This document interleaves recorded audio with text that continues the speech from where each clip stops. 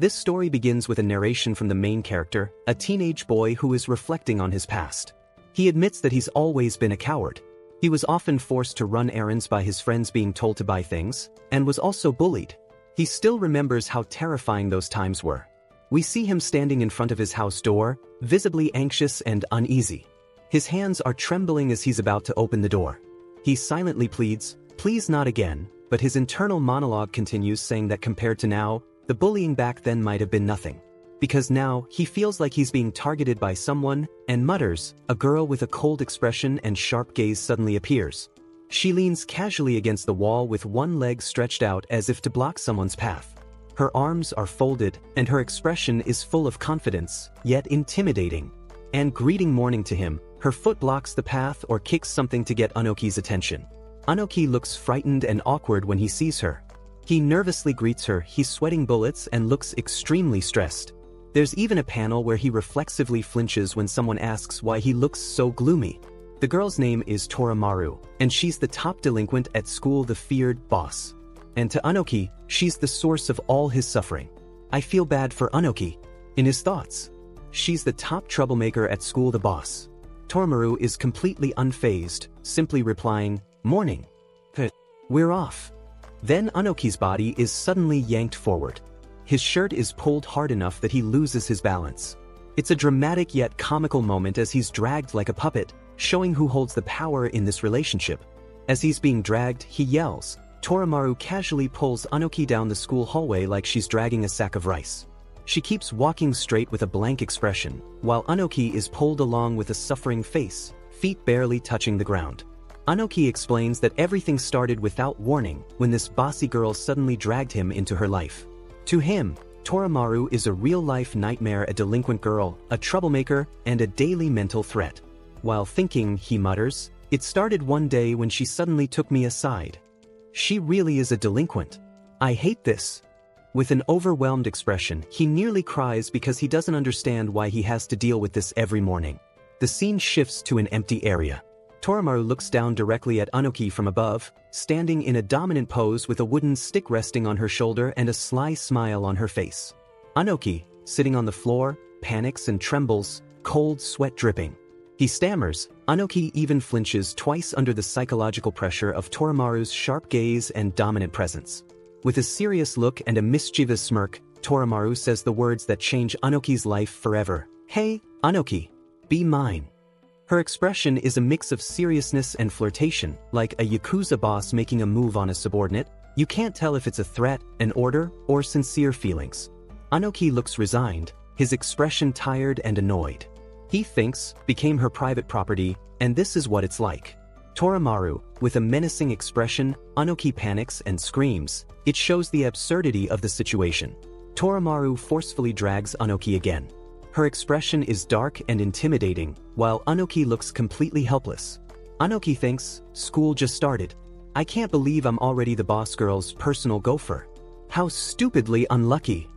As he's dragged, he thinks again, and I never know what she's thinking. He screams hysterically, looking like he's about to cry. Toramaru only mutters briefly, with a flat, mysterious, and dominant expression. Her expression hides a nervousness behind that cold stare, maybe jealousy or confusion about her own feelings. She thinks, going to school together in the morning. That's totally something a couple would do. Anoki smiles kindly and offers her a drink. Meanwhile, Toramaru imagines herself as a possessive girlfriend, with a funny and obsessive expression. Anoki is all mine. Toramaru recalls when she asked Anoki out, asked him out with zero expectations. A flashback shows her saying, "Be mine," with Anoki looking shocked. Toramaru thinks about it while smirking proudly. Anoki is sweating nervously, panicking. He thinks, what is she gonna do to him? Toramaru smiles excitedly and flowers appear around her. She thinks, what's another kawaii thing to do? I could make him a bento. Her expression is confused and shocked, while she seems unaware of her mistakes. Anoki sees her cooking spot her trying to make me steak and she's burning it to a crisp. His stare shows his confusion toward Toramaru's logic. Toramaru didn't burn the steak? Something small just caught on fire. Suddenly, the mood shifts to a tense and dramatic scene. 3 people with serious expressions and carrying bats appear, as if part of a gang. One of them says, "We're here to get you back for the other day." One gang member looks terrified, screaming in panic. Torimaru shouts angrily to the gang. This shows how important Anoki is to Torimaru. She won't tolerate anyone bothering them. Anoki realizes Torimaru isn't just any girl. She's truly the boss. He trembles and thinks, doesn't matter how you look at her. This is the boss girl for real. Torimaru steps forward, staring sharply at the enemies. With a calm but threatening tone, she says, "Stay where you are, Anoki. This'll be over in 3 minutes." She lifts her stick, signaling she's about to attack. The scene cuts to a fast-paced fight. Sounds of impact echo as she moves swiftly. One enemy is already down. Having already taken out 2 of them, now there's 1 left. Torimaru says casually, "This is the last one enemy." She's not just threatening, she proves her skills. One by one, the enemies fall with impressive efficiency. Anoki watches from a distance, shocked and thinking wrapped it up in 30 seconds. One of the defeated gang members screams, "Don't say that stuff out loud." Anoki looks at Torimaru and thinks, make this face because treating me like a boyfriend is a little embarrassing for him. Torimaru looks down, silent, her expression turning more shy and uncertain. Anoki thinks with a slightly confused expression, this is Torimaru's declaration that fighting, showing her strength, and protecting others is part of who she is. Torimaru shouts with passion while gripping her stick, this is what her like, this is her style. She swings her stick with flair, proudly taking down the troublemakers. Anoki screams in his mind, she likes fighting. Torimaru looks proud and satisfied after beating the enemies. Anoki watches from the side, looking slightly impressed and confused. Torimaru approaches the still confused Anoki. Nervously, Torimaru suddenly grabs Anoki's face and says, she slowly gets closer, while Anoki looks confused and nervous. He says as she touches his face with both hands. Torimaru looks deeply into his eyes, want to close the eyes for her. Her expression is serious and slightly red, showing that despite being strong, she's still a girl who can get nervous in situations like this. Anoki awkwardly closes his eyes, his face turning red. In his mind he thinks, what was this position for? Torimaru suddenly drops her head on his chest like a tired kitten. She just wanted to rest a little, not kiss him. Anoki is immediately confused and disappointed. Torimaru explains innocently, there was some kind of bug on your face, so, Anoki nervously asks, are you okay? Torimaru is lost in her own world, imagining how kind Anoki is, glowing with a bright aura of goodness that makes her tremble. Anoki sighs and says to himself, any decent boyfriend would do this. I have to thank her. Torimaru suddenly appears from the shadows like a villain character, holding a baseball bat with a dark smile and says, thanks a bunch, Anoki. She quickly turns and runs away, her face red. In her heart she thinks, she'll manage to thank him. Anoki stands frozen, his face blank and covered in cold sweat. The school could be seen from the outside. The bell rang, signaling that it was time for lunch break. Anoki was sitting in the classroom, taking a deep, anxious breath. His face looked exhausted, like he had just come back from war. He closed his eyes, trying to suppress the deep stress he felt. Every day during break time, he lived in anxiety, afraid of what Torimaru might do to him this time. On his desk lay some worksheets or assignments, but he wasn't paying attention to them at all. His mind and body were tense. Someone's footsteps echoed heavily and quickly toward the classroom. All the students turned to look. The classroom door burst open with a loud. Startled, Anoki instinctively recoiled with a panicked expression. Torimaru appeared, her eyes cold and sharp. She stood at the door with her arms wide, holding it open like a boss, demanding the soup Anoki had made. Anoki trembled and sweated, his mood clearly overwhelmed by the pressure of Torimaru's presence. Time for lunch. Anoki stiffly and fearfully responded. Still scared, he tried to act normal, pulling out a yakisoba bun while replying to her. Torimaru stared at him blankly. Confused and frightened, Anoki could only give short responses. Torimaru then tried another lunch option, asking about onigiri, and told Anoki to stop calling himself a gopher. Whispers started spreading among the other students as they observed the interaction. Anoki thought to himself, that's even more terrifying. Torimaru remained calm and cold, then gave an order, come with me to the roof. Anoki swallowed hard. He knew saying no wasn't an option. They arrived at the school rooftop. Torimaru looked up at the sky, seemingly at peace. Anoki, trying hard to stay calm despite his inner panic, stiffly responded. Inside, he wondered, why did she bring all the way to the roof? What is she planning to do? His imagination ran wild. Torimaru appeared terrifying in his mind, saying with a creepy smile, "Say hello to your final resting place." But Toramaru actually looked happy and confident. In her mind, perfect weather for a lunch date. She felt it was the right move to get closer to him, just like a couple sharing homemade bento on the school rooftop. On the other hand, Anoki stared at the bento she made and thought, it was her first time cooking, he wonder if he'll like it. The mood turned awkwardly tense as Toramaru began to speak. Anoki, slightly nervous from the situation, answered, "Yes." With a serious expression, Toramaru said that lately, she felt like she owed him something. But then the atmosphere suddenly shifted and became heavy. Inside, Anoki panicked as Toramaru slowly handed him the bento box. Frightened, he immediately apologized. But when he peeked at what was inside the box, he froze. Toramaru now looked nervous. She sat down with a firm posture and extended her hand, offering the bento to him. Anoki was still in shock, holding the bento with trembling hands. But the moment Toramaru shot him a sharp look and asked if something was wrong, Anoki immediately panicked and replied, "No. Everything's fine." While thanking her, he opens a lunchbox handed to him earlier and is instantly struck by its intense appearance. He murmurs, eyes wide, the contents are overwhelmingly brown, a chaotic pile of meat in various forms. Steam rises off the dish like a battlefield of protein. There are labels pointing to each item: meat, ground meat, and even more meat. The overwhelming theme is unmistakable. As he pokes at the lunch with chopsticks, confusion creeps across his face, and asks to himself, why make me lunch? This act of kindness or maybe suspicion doesn't add up. In the corner, Toramaru flinches as if anticipating judgment. Her eyes dart nervously toward him, tension in her posture. He says, "Miss Toramaru?" aloud, puzzled. Toramaru watches Anoki nervously, her back against the fence. She's tense, clearly worked up about his reaction to the lunch she made. She asks, her voice tight, "Not hungry? Tastes off." Anoki panics under her intense stare. He's shaking. She asks softly, barely hiding the vulnerability in her voice to take the time. He's caught off guard not by the food anymore, but by her sudden sincerity. He asks, eyes meeting hers, a beat of silence. Her eyes widen, and her inner walls crack just a little. She begins, voice trembling. And then her true feelings pour out, words she's clearly been holding in for a long time. "I want you to eat yummy things. I want to eat lunch with you. I want to be with you, always." She grips her skirt, eyes squeezed shut in embarrassment. Her feelings are laid bare, awkward, raw, and heartbreakingly sincere.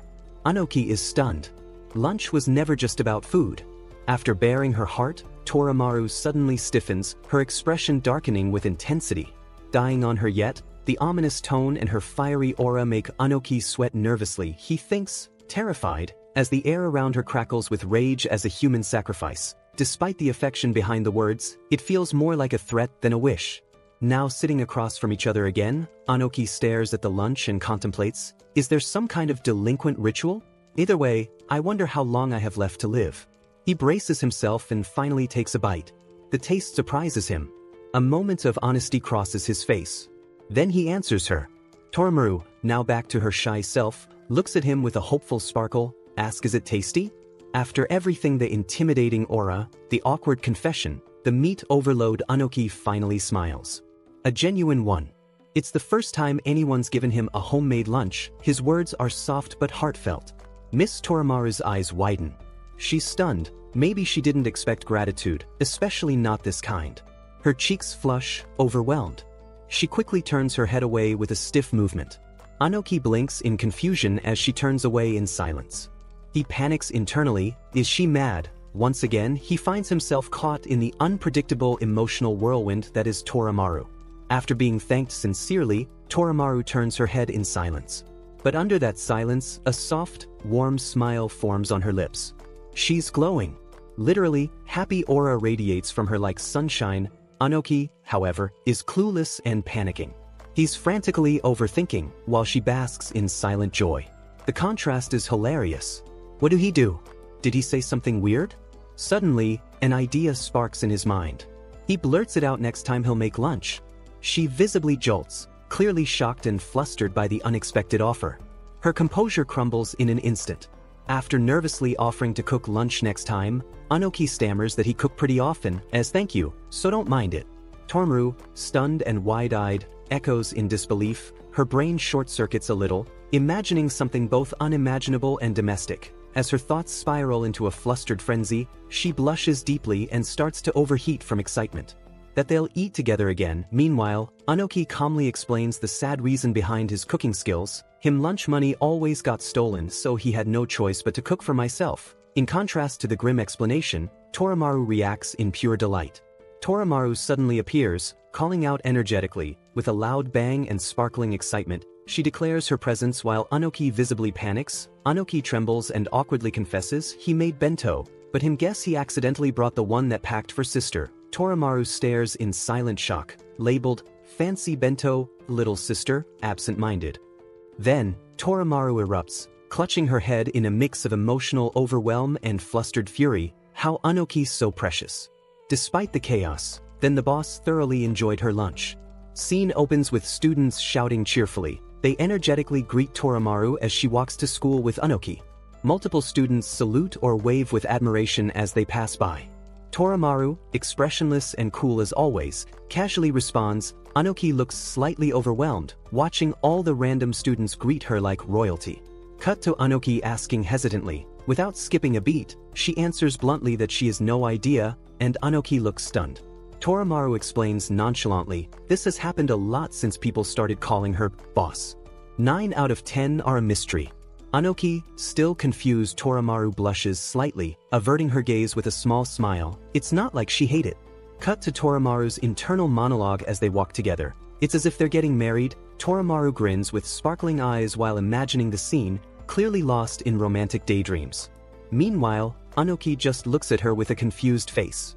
Anoki, scratching the back of his head nervously, actually he've never seen you with anyone else. He responds with an awkward laugh, and declare he don't have many friends, and never had a girlfriend. He smiles sheepishly, so he guessed she could say he have a lot of spare time. Torimaru stands beside him in silence, her thoughts swirling, thinking that she is his first girlfriend. A small blush creeps onto her face, but her expression stays mostly unreadable. Meanwhile, Anoki remains clueless. Torimaru, trying to play it cool but clearly enthusiastic. Torimaru thinking, with an intense look, if he doesn't have any plans, that means she can invite him on as many dates as she wants. Anoki responds in panic and says that he's bussy after school. The mood drops as Torimaru gives him a flat stare. Torimaru, now in full fiery aura mode, yells what happened to all that spare time? She's clearly frustrated and jealous. She wants to spend time with Anoki, and now she's upset that he prioritized something else. Which is more important, she or the errand? He's caught off guard by the intensity of her question and doesn't know how to answer. Explains that the errand is not personal, just something he has to do as part of being the class representative. She's decided to join him instead of staying mad. This shows her determination to be involved in Anoki's life, even in something as mundane as school tasks. Then she'll help him out. He's surprised. He didn't expect her to jump in so boldly. She's surprised and maybe a little let down that this is what Anoki was too busy for. She expected something more serious. He's responsible for taking care of the animals' duty at school, which is a common school chore in Japan. This moment shows how deeply he enjoys being around animals. He's completely at peace and feel happiness. His love for animals is real and pure. He's absolutely in his element. She's trying to understand him more and seems slightly baffled by how happy he is. And say they're just adorable, but rather one of quiet acceptance or even admiration. Torimaru with soft smile. Turning away, she's low-key charmed seeing this warm side of Anoki. Anoki is hugging a rabbit tightly, inhaling deeply. He's clearly enjoying the fluffy scent and feel of the bunny. Torimaru is baffled and overwhelmed by how affectionate Anoki is being with the rabbit. She's annoyed and maybe even jealous that the rabbit is getting attention she wishes was hers. She's confused and disturbed by Anoki's behavior. He looks like he's literally sniffing the bunny for comfort. Torimaru, walking away angrily, she's visibly jealous and frustrated. The bunny got physical affection before she did.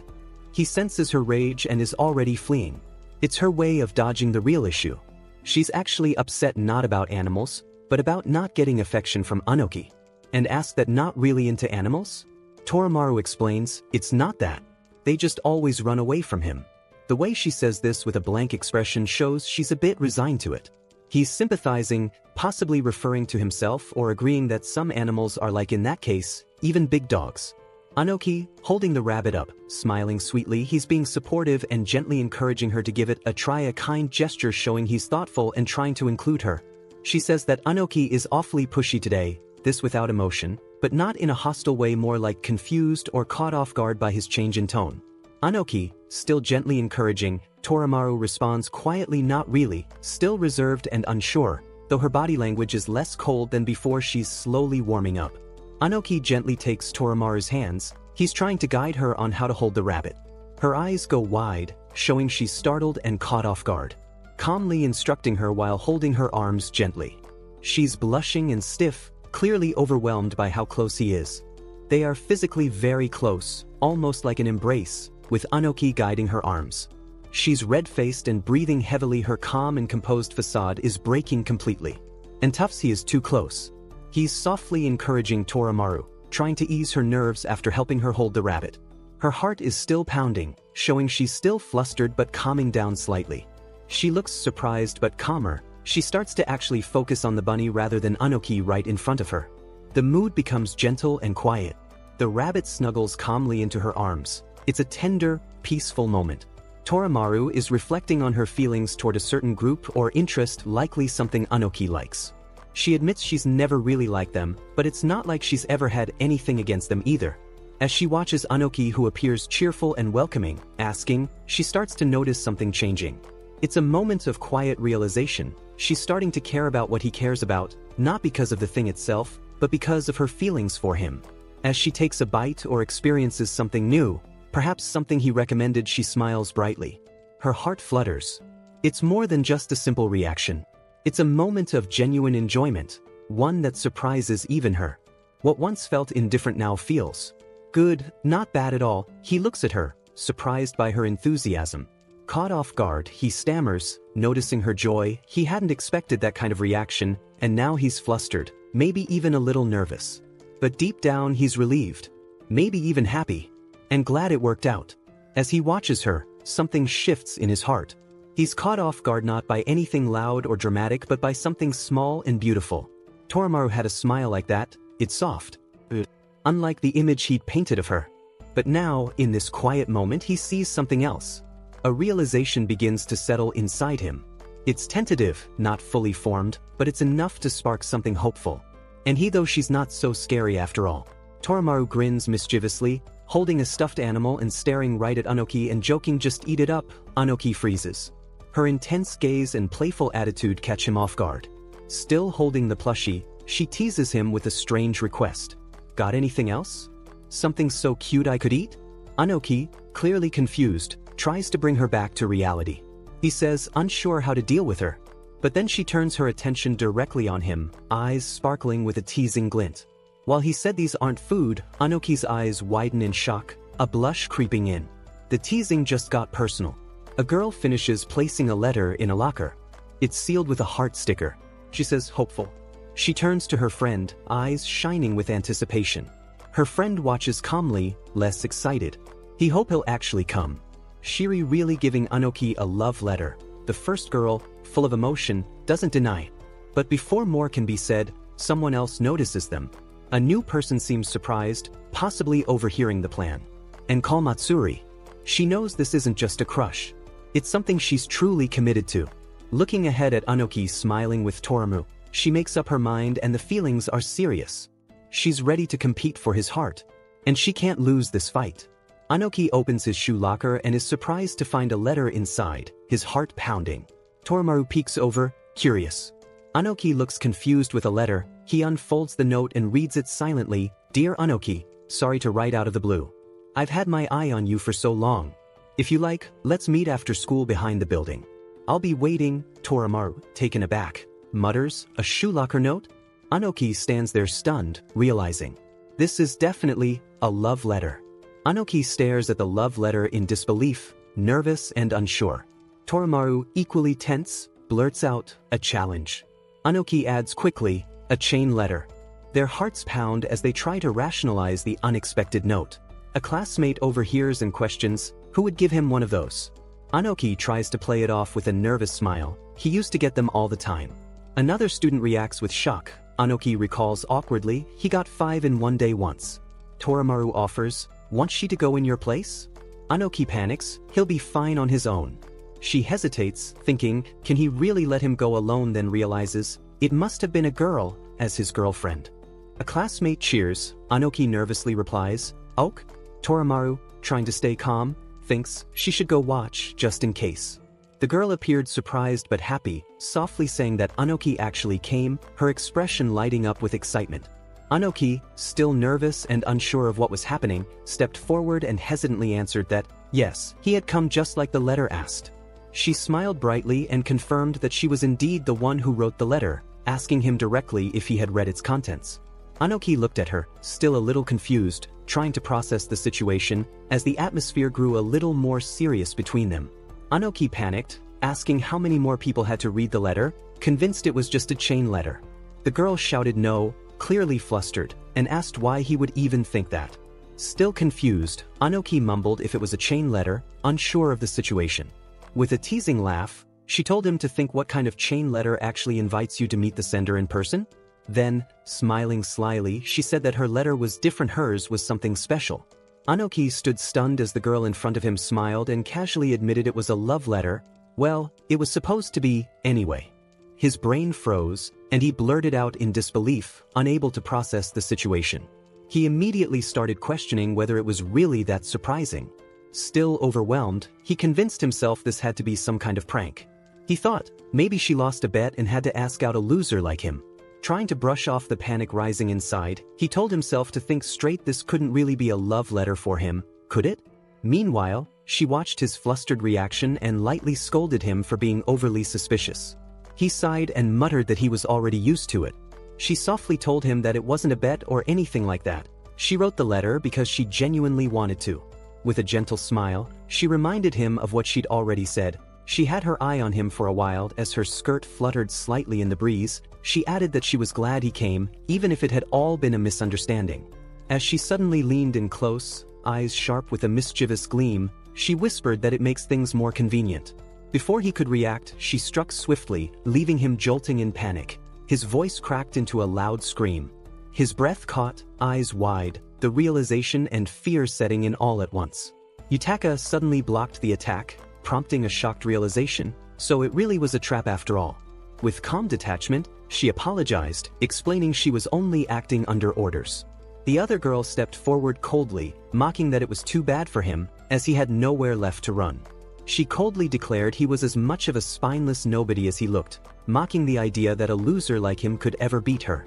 He could only sigh as the words hit, she is the worst. Panic surged through him as his heart pounded, realizing he was completely outmatched. Someone save him, he thought, trapped and desperate.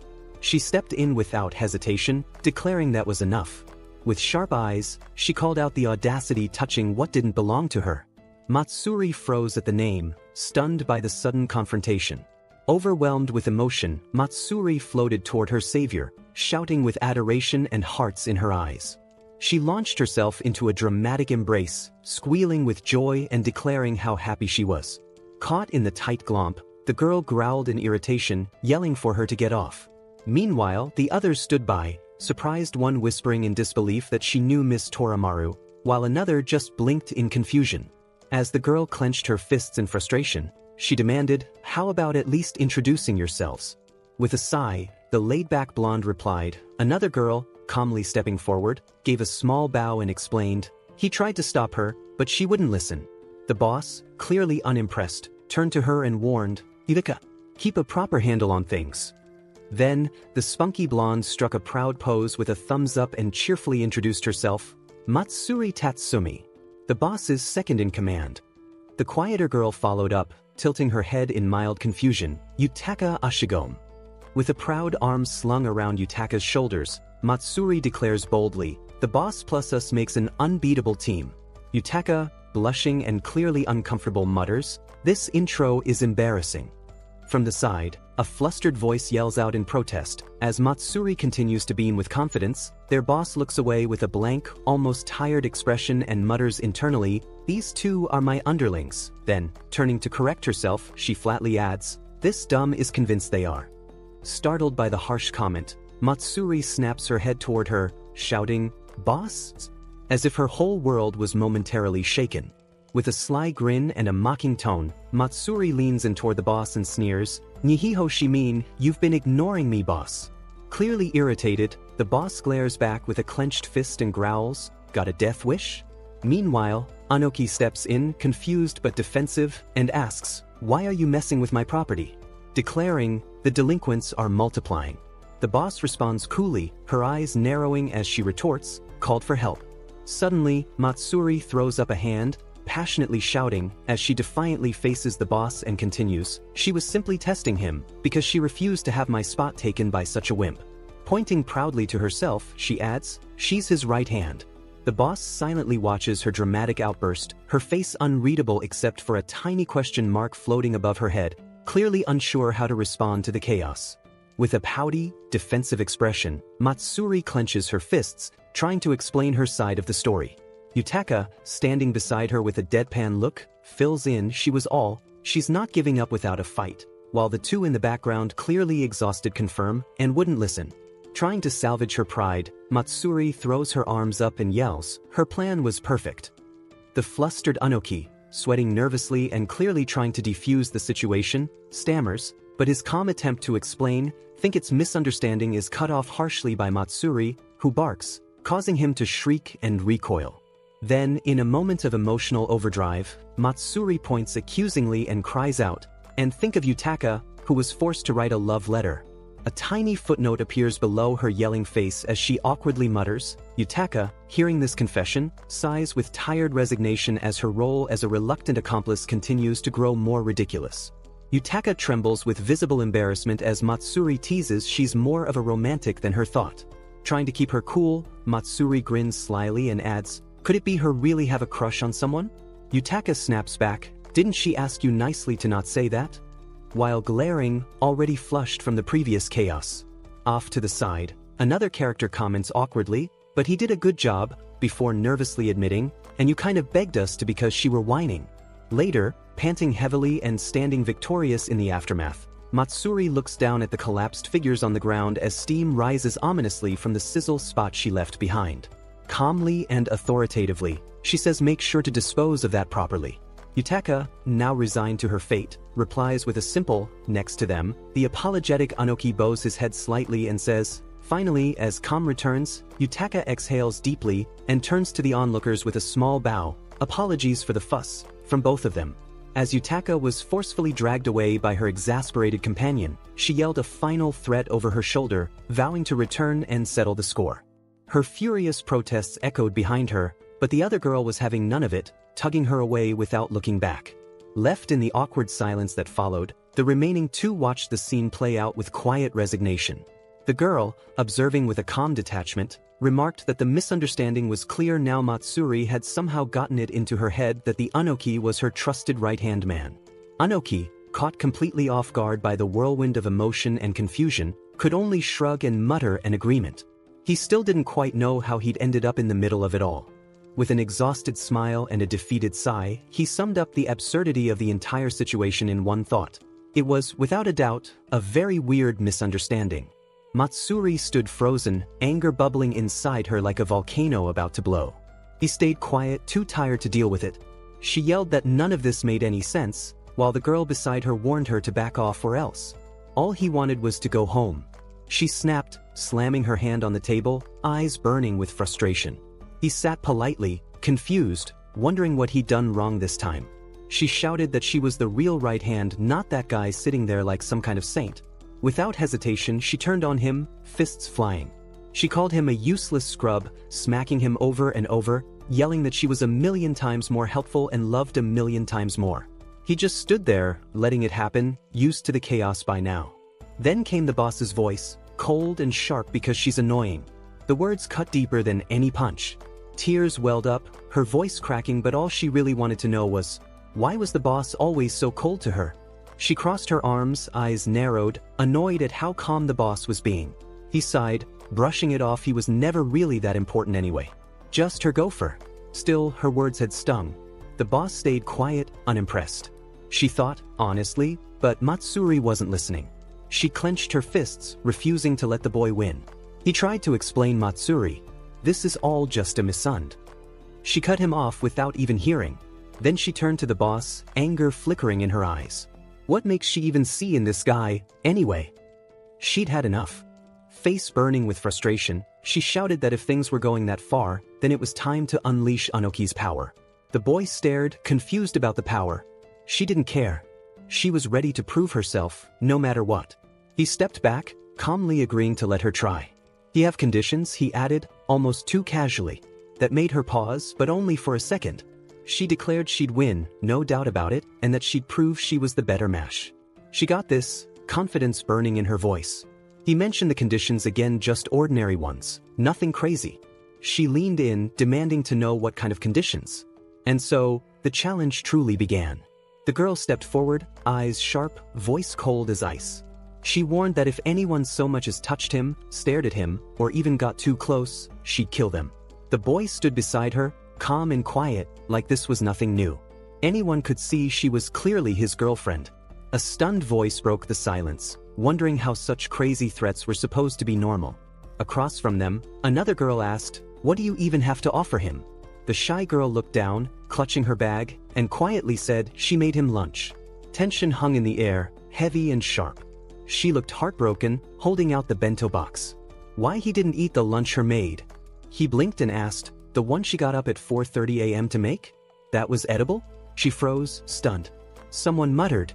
The other girl stepped in with a scowl. "There must be something else she can do." He hesitated, panicked. Suddenly he lit up. "He can do a convenience store run in just 2 minutes." She snapped back. "Then he's just a gopher." Grinning, he flashed a peace sign. "That's the extent of my fitness." The girl beside him sighed. "He cleans and runs errands," he added with a tired look. "He carry her stuff and—" The room fell quiet again, the tension still thick. The tension was rising. The girl clenched her fists and shouted in frustration. How does a low-level guy like him become the boss's favorite? She glared at him, eyes sharp and demanding answers. But he looked away, scratching his cheek awkwardly. He muttered, too nervous to speak clearly. Inside, he wondered the same thing. Without warning, she grabbed him by the collar and yanked him close. "Listen up," she barked. Startled, he stood stiff and immediately replied, but she wasn't done. "At least look her in the eye when he talk." How spineless can him get? He stayed frozen, unable to meet her gaze, her intensity overwhelming. The girl's tone turned ice-cold as she stared down the other one. If anyone dared to look into his eyes for more than 3 seconds, she swore she'd kill them. Another girl shouted in disbelief, calling her out for being way too overprotective. It didn't make sense. None of it did. The boy sat quietly, lost in thought. The more they talked, the less he understood. He couldn't even answer when asked why she liked him. As the weight of confusion pressed down on him, he clenched his fist. He suddenly stood up with determination and a shaky grin. He had an idea, something he thought might finally help. She stepped forward with a sly smile, towering over him with confidence. A new idea sparked in her eyes. Why not make him serve all 3 of them? That way, he might actually be useful for once. Her expression turned playful, but her words carried weight. If he wanted to stick around, he'd have to earn it by doing everything they said. She leaned in closer, lifting her foot as if to press her authority down on him. Then, with a grin, she sealed the deal. He'd be their servant from now on. One girl jolted forward, ready to defend him. She shouted at the other to stop, panic written all over her face. The accused girl quickly raised her hands in protest, insisting she hadn't done anything wrong. It was just a foot, not a punch. But the others snapped back, not letting her off that easily. Wordplay wouldn't save her now. Meanwhile, the boy stood quietly in the background, thoughts drifting. He couldn't help but wonder why she liked him at all. Really though, someone as strong and intimidating as her. She could have chosen anyone. She was tough. She was scary. And yet, she picked him. He still didn't understand why. He looked up at her, calm but uncertain. He didn't think she was a bad person, just complicated.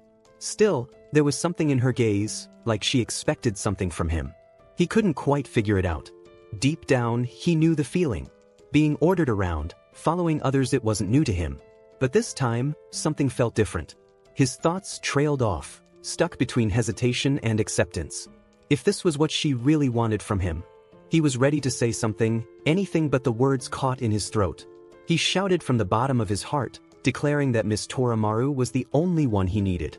His words echoed in the air, firm and loud, even as the girl across from him stood still, arms crossed, studying him silently. He tried to explain himself further awkwardly, nervously saying he didn't want to look like a cheater. It wasn't just about loyalty. Something about her made him feel like he already belonged to her, body and soul. He stepped back, uneasy, and admitted to himself she probably wouldn't like it if he strayed either. She raised an eyebrow at his outburst, impressed by his unexpected boldness. Acknowledging his courage, she admitted it made a bit of sense now. After all, if her boss had chosen him, there had to be a reason. Still, she wanted reassurance, looking back at her leader for confirmation that this odd boy was really worth the trouble. The boy, meanwhile, stood awkwardly, silently wondering if he'd just dodged disaster or accidentally confessed something deeper.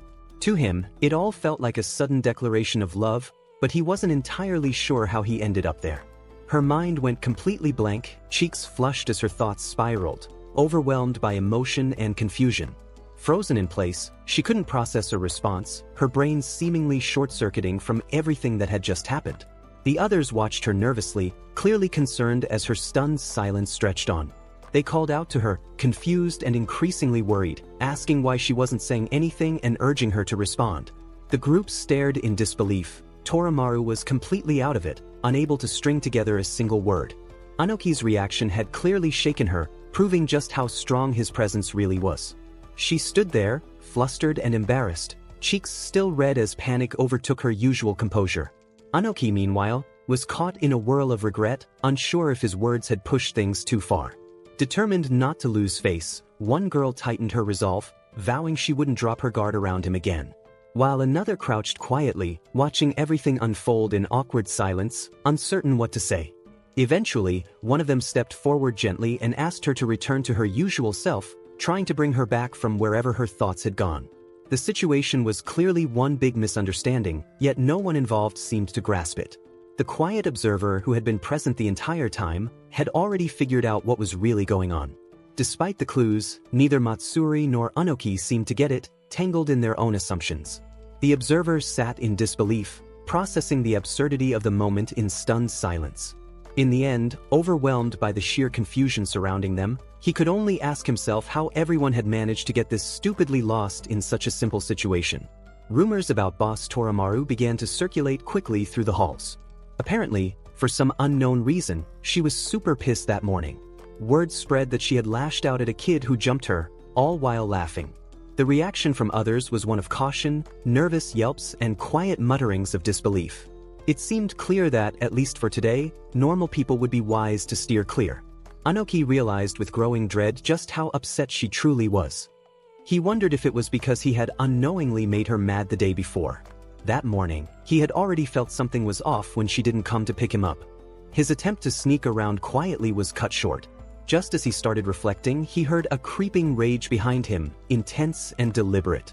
And then, there she was, calling out his name with a tone that made him freeze. This was indeed Anoki's worst-case scenario. Anoki awkwardly laughed, trying to play off his absence with a nervous apology. She approached him directly, mentioning she had searched for him after not finding him in his classroom. Concerned, she pointed out that she heard he wasn't in the best mood today. Anoki was surprised and caught off guard by the observation, struggling to understand where the impression came from.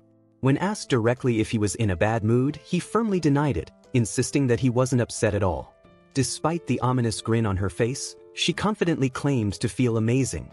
Anoki, overwhelmed by her intense aura, could only internally panic, realizing just how furious she really was. As she radiated energy, she declared she felt completely unbeatable in that moment. Anoki, sweating nervously, tried to deny the truth of the situation, but his voice faltered. She stepped closer, softly calling the feeling nice, then reached out and grabbed him without hesitation, affirming that it was exactly why she acted. As the warning of class starting rang out, he panicked, questioning what was happening. But she, determined and smiling, pulled him along, declaring they were heading to the roof. Insisting firmly, she told him he could skip out just this once, dragging him with a strong up the stairs. With a gentle step, she slowed, her voice softening. She admitted she simply wanted one thing: to be alone with him. He stared in confusion, wondering what terrifying face she could possibly be making beside him. But inside, she was certain she couldn't let anybody else see her like this. The rooftops stretched quietly around them, the open sky a stark contrast to the moment. He thought to himself, struck by realization, so that's how Unoki felt about her. The words echoed, "The only one I need is Miss Toramaru." She stretched in bliss, arms raised to the sun, her voice gleeful. This was the life, and to her, it felt absolutely lovely. He blinked in disbelief, trying to make sense of the practice swings she was throwing with sudden, wild energy. She moved with purpose, each motion charged because the most powerful force in the world had taken hold of her. A girl in love really was invincible, and her joy echoed in every swing. Then casually she reached forward, her hand brushing his arm as she called his name. He flinched, startled, responding without thinking. "Yes, ma'am." And in her mind, it was clear, their feelings were mutual, and they could move to the next step anytime. She smiled sweetly, voice soft but unnerving, as she asked what kind of grave he'd prefer for when they'd be laid to rest together. His expression froze, eyes wide with terror, mind screaming only one conclusion. "She's gonna murder me." Flustered, he stumbled over his words, trying to reason it was a bit soon to talk about things like that. But her response came quickly, calm and absolute. He'd end up in one eventually. There was no escape. She leaned closer with a gleam in her eyes, brushing off his fear with a sly smile, and proposed something sweeter than, "How about the wedding ceremony?" His voice cracked with disbelief. "A funeral?" He couldn't believe the pace she was setting. He tried reasoning with her, pointing out they were only in their teens. She blinked. But even as he spoke, her mind wandered, thinking about the next step, things lovers do. He quickly suggested they put that off for now, calmly insisting there were other things they could do before then. Before that, huh? She watched him with wide eyes, heart thudding at how serious he was. Adorbs. Like a kiss. Her thoughts burst like fireworks, cheeks flushed and heart thudding in rapid beats. BMP. Steam rising from her ears, she froze, lost in the whirlwind of emotion. Maybe they could hold hands. Or go on a date. Something gentler. Which comes first, a date or a kiss? If anything's too soon, it's that, definitely that. She clammed up. Completely overheated, red, silent, burning hot inside and out. He had no idea what he did wrong. He didn't want to make her mad. But somehow, that's all he seemed to do. How could he get her to forgive him? If there's anything he could do to help, he would, no hesitation. She finally let out, barely louder than a whisper. He would do anything. No hesitation, no conditions, just anything. For her. For Miss Toramaru. The words hung in the air, weightless and heavy all at once. In that still moment between them, something shifted, silent, powerful. And somewhere distant, far beyond words, the universe paused, watching. Anything. That word echoed. So please, spare. Anything. The moment froze. She repeated. Does that mean a kiss? Maybe even more? She burned with confusion. Did he really say anything? He felt it too. That tension. That madness. She seemed mad. And still more than that. More than anything. Shameless. That's what she screamed. Frantic, her voice cracked. Unoki. About what? He shouted back, lost in the chaos. She wasn't ready. Not for that stuff. Not yet. He stood still, unsure. What isn't she ready for? Degenerates. Nasty thoughts. Everything she feared flooded out. She spun away. Still red, still furious. And he? He really didn't know what set her off. Boss energy filled the air. Challenge sparked. Let's see who can make it up and down the hall first. Did she think she could actually win? She thinks she can beat me? She smirked. Sure, bring it. No hesitation. If that's how she feel, then let's do it. Wheels moved. Intensity rose. Momentum crashed in. How did they even get here? He smiled, confused, entertained, maybe both. Unoki stood tall with a mop like a knight with his lance. Toramaru appeared. What are him doing? His brow raised. He flinched but smiled. Him on cleaning duty today. He explained. Unconvinced but curious. He nodded, proud. He just mopped up some guys who got in his face too. They matched. Not in task, but in tone. Quiet chaos. Match found. Unoki cleaned alone. It seemed like it'd be a while. Toramaru watched. She thought they could go home together, but, she said, decisive. She made up his mind. With no hesitation, she grabbed a broom. Unoki blinked. She joined him. Play, sweep, clunk. No words. Just cleaning. Together. Toramaru took a stance. Right then, she declared. She meant business. She'll get this place cleaned up. Unoki stared. Formidable. She switched weapons. He blinked. She gonna help clean? How far down do he have to do? She asked, eyes bright, ready, determined. Teamwork initiated. Anoki panicked. She can't let you do that, Miss Toramu. She stepped forward. He hesitated. He can handle some tidying up. Conflicted, he thought. If I make her do this, what will she make him do as payback? Her eyes were firm. She is doing it because he wanted. She smiled. Toramaru missed a spot. They said it was healthy for couples to divide housework. She had to be a clean freak. Help would arrive soon, so there was no need to worry. More help meant less pressure for everyone. Matsuri rushed in, arms wide, full of energy. She suggested an after-school date, just the two of them. Toramaru stayed still, unfazed by the dramatic entrance. Matsuri called her boss and clung tight. Another voice hesitated, asking if they were the ones from before. Toramaru confirmed it. Yes, very useful. Someone asked if they were useful. The response came without pause. It was perfect timing, Matsuri. Matsuri charged ahead, dragging Toramaru with her. Losers had to make way whether they liked it or not. Anyone who stayed put risked getting tossed out with the trash. Freshmen scrambled out of the path, tripping and shouting. Tatsumi swung her broom with practiced ease, unfazed by the chaos. Someone gasped, surprised that a third year was cleaning. She wasn't in the bag yet. The garbage over there was ready, boss. They really were helping. He questioned if it was okay to let them do this. She called him mean. Startled, she stood up quickly. She insisted she wasn't thinking that. If the boss hadn't asked, she wouldn't be cleaning. She called out to him directly. She guessed he was probably thinking, what's a bad gal like her doing cleaning? He asked if she really was. She admitted it. She was actually damn good at it. He wondered if he should mop the twerp up too. People used to call him the bloodstained cleaner. She flinched with a quiet sound. He questioned whether that was actually a joke. She replied casually and respectfully, of course. Another reminded her to keep the jokes light. He grabbed the handle firmly. She thought she might need to change the water in the bucket. He regretted it, thinking maybe this had been a bad idea. She volunteered to do it without hesitation. He tried to decline, saying he had it covered. She confidently stated her strength in physical labor. He noted it would go faster if they worked together. With a quiet sigh, he gave in. His eyes drifted, unsure where to look. He mumbled something as he gave up the task. Then, unexpectedly, she asked how he felt about the boss. He paused, confused. But she remained serious, waiting for his answer. He admitted that he thought she was a delightful person and a fine leader, though his hands trembled as he spoke. She sighed, noting how scared he really was of her. They had misunderstood each other in the messiest way. She told him to relax, it wasn't an inquisition. She reminded him there was no need to be so on guard, not against her, and not against the other one either. She acknowledged the other girl was rough around the edges, but insisted she wasn't a bad person. He hesitated, quietly uttering the names. Ashigome. Or Matsuri. Water splashed as she slipped, soaking herself completely.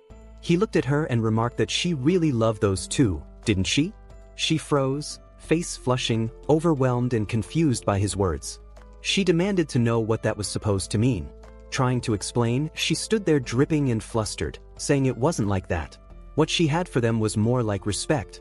The scene carried on with rising energy, and the tension didn't go unnoticed. Matsuri suddenly snapped, yelling at the others with full conviction. She called out and claimed Yutaka belonged to her. The dark-haired girl looked on, confused, wondering what the two were up to. Another girl, noticing her concern, asked if she was okay. She softly muttered her apology, unsure of how to react. Eventually, the group wound down. With a loud stretch and satisfied breath, Matsuri sighed and declared they were finally done. The exhaustion showed in her posture, but so did the relief. Matsuri was quickly silenced as someone told her to shut up, snapping her out of her dramatics. One girl bowed deeply, expressing sincere thanks and admitting they didn't have to help at all. Despite the gratitude, another voice chimed in, calling someone mean. Matsuri, ever dramatic, whined that they had done so much. She exaggerated that they'd cleaned practically the whole floor. And with mock despair, she pointed out that Yutaka was still out of it. Finally, with a soft tone, the boy turned to the girl beside him. He thanked Miss Toramaru too, his smile warm and genuine. The boy offered a grateful smile and declared he'd do anything to thank them. Across from him, a girl's heart nearly exploded at the sight of such an Anoki smile. He explained with a sheepish expression that everyone else who was supposed to help had already gone home. He admitted he wasn't sure how he'd get it done alone. From nearby, a familiar voice called out to Matsuri and Yutaka. Matsuri responded cheerfully, grinning as she shouted, "Yes, boss," with exaggerated enthusiasm. With eyes blazing, she declared those jerks had a lot of nerve. Determined, she announced it was time to go mop them up. Matsuri, full of energy, chimed in with enthusiasm. This was the type of cleaning they were good at. As chaos erupted behind her, the stoic girl stepped forward, radiating a formidable aura. Meanwhile, the one being defended stammered that it was fine, that this kind of thing happened all the time. Even then, the others wouldn't back down. They promised to scrub those offenders out of existence. Despite the protest, one final shout came. She said it was okay already. The hallway was quiet when he approached her. He reached out, holding a bottle with a small, nervous smile. Her expression stayed unreadable, but her words were soft. A beat of silence lingered between them later, with hurried steps and clumsy energy. He caught up again. He held out a neatly packed box. A bashful chuckle escaped him when she turned "Oh." He quickly moved forward, hands ready. Torimaru's heart thudded loudly in her chest, her breath catching as she looked up at him. He stood close, that same gentle expression on his face, unaware of the whirlwind in her head. She stared, wide-eyed and flushed, fingers hesitating near her lips. She struggled to piece together the shift in his behavior. The moment lingered as she turned away, flustered steps echoing down the corridor. Her mind raced as she coached herself silently. Behind her, his soft smile remained unchanged, watching without pressure. She peeked back from behind the corner, curiosity outweighing caution, still unsure. He leaned in gently, concern in his voice and hand raised. "Your red. Your forehead." His fingers touched her skin, soft and sudden. She blinked, stunned by the closeness, while he studied her expression. Without waiting, he turned and moved quickly. "He'll go wet a handkerchief." Behind him, her voice cracked in disbelief, the blush deepening. She stood there, stiff with confusion, the heat not just from her skin. Her head tilted, struggling to stay grounded. And finally, her thoughts tumbled out in helpless shock, asking what is going on today? Her heart thundered in her chest, every breath growing more labored. She staggered, vision dimming as panic set in. Her knees buckled, the hallway spinning. Is today the day her die? And with a dramatic collapse, she hit the floor. Face flushed, body trembling, she barely processed it. From too much heart throbbing? She asked. The pause. Then a distant thought surfaced. She sat in stunned silence, breath steadying slowly. She glanced at him, watching him quietly fidget that she's happy. And with that, the storm settled. Together, they sat side by side, awkward, gentle, and oddly content. Her expression was flat, but her voice firm. Even then, she wasn't moved. He panicked, heart pounding as he leaned closer. He looked up, sincere and frantic, and asked, "Else can he do for her?" She blinked, unsure how to even respond. Still seated and clearly frazzled, she muttered, "About the objective here?" Her heart pounded despite herself. This is so over the top. He sprang to action with sudden inspiration. Shall he go buy a yakisoba dog? She snapped, trying to rein in the madness. She don't need a yakisoba dog, Anoki. He was already halfway up, determined, and she just stared, equal parts touched and exhausted. Anoki sat, stiff and quiet, clearly holding something back. She could see it, something was bothering him. Arms crossed, she leaned forward, asking plainly, "Is there something he want to?" But he just looked away, hesitating. She exhaled, already losing patience, to spit it out. He went quiet again. Then, after a long pause, he finally began. This morning, when he went to the bathroom. She watched him closely, her expression unreadable as he continued. Saw his face in the mirror and his voice dropped, almost ashamed. And in that moment, vulnerability cracked through his usual composure, honest, raw, and totally unexpected. He looked stunned, hands gripping his collar as he tried to process what he'd seen. There wasn't a single wound on it, eyes wide with disbelief. She blinked at him, deadpan. He kept going, spiraling. The only thing has been Tatsumi kicking his jaw. His voice cracked somewhere between confusion and revelation. Memories of her past declaration echoed in his mind. Now that he belonged to her property, no one can hit him or use him anymore. And it hit him. An existential crisis bloomed right there on the spot. He dropped to his knees, utterly defeated. Existential crisis, as a gopher. She clenched her teeth, staring down at him with barely contained fury. He hesitated, then finally confessed. He wondered if he wasn't being useful enough. She blinked, caught off guard. Was he really fretting over that? Her mind spun. Is he into that sort of thing? He's sure not like Matsuri. Rage bubbled under the surface. She's happy no matter what him do. He didn't notice her simmering thoughts. Instead, he smiled faintly, pain behind his eyes. All a guy like him is good for is being used. She stared, silent now, no witty comeback or teasing insult ready. He got anxious. He smiled with that familiar, tired expression. That's how people always treat him. Her eyes widened slightly. There was no sarcasm in his voice, only resignation, still forcing a smile, as if it was no big deal. She didn't say anything at first. Just stared at him. Something about that hit differently. Then, without warning, she stood up. Just stand up. Her tone left no room for debate. He stood there dazed, rubbing his head where her hand had smacked him hard. Sparks of pain fizzled around his scalp as he asked the universe, why? She huffed, arms crossed, looking proud of herself. That should have snapped him out of it. Better now, she demanded. He winced, still processing, but she wasn't done. With firm steps, she approached, her voice even and direct. She didn't care about his past or what made him like this. None of it mattered right now. Because even if he laid it all out, she said, there was nothing she could do to change it. But then her voice softened, her eyes wide with concern. She reached toward him and spoke his name. Not as a command. Not with judgment. Just care. She grabbed his collar, pulling him in close with fire in her eyes. There was no hesitation, no room for argument. He belonged to her now. All that baggage he carried, the doubts, the fear? She told him to forget it. Just like that. His eyes widened, stunned by the sudden burst of emotion. But she didn't flinch. Face to face, their breath mingling in the cold air, she stared into him, frustration and care tangled together. He was driving her crazy and he needed to know it. For a moment, they just stared at each other, the weight of everything unsaid hanging between them. But now, there was no turning back. He stood stiffly, nodding at her command, uncertain but obedient.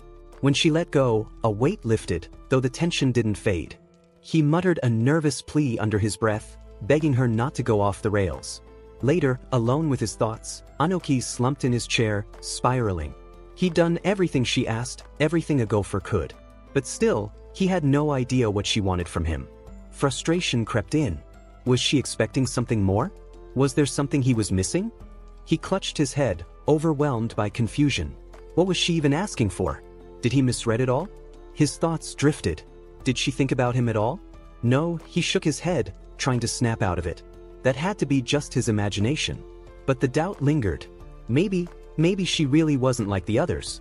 He sat there, hand brushing through his hair, lost in thought. A quiet sigh escaped him. He just didn't know. Everything felt like a blur lately, his feelings, the confusion, the unexpected warmth building inside. From across the room, someone pointed it out. He looked different today. Brighter, lighter, like something had changed. He blinked. Maybe it had. He admitted it casually because it was true, his feelings had just been returned. That answer hit hard. One girl froze, eyes wide in disbelief. By who? She blurted, completely thrown off. But for him, it was simpler now. Something real had shifted and it showed. He stood in silence, eyes distant as the thoughts slowly began to unravel in his head. Could it be?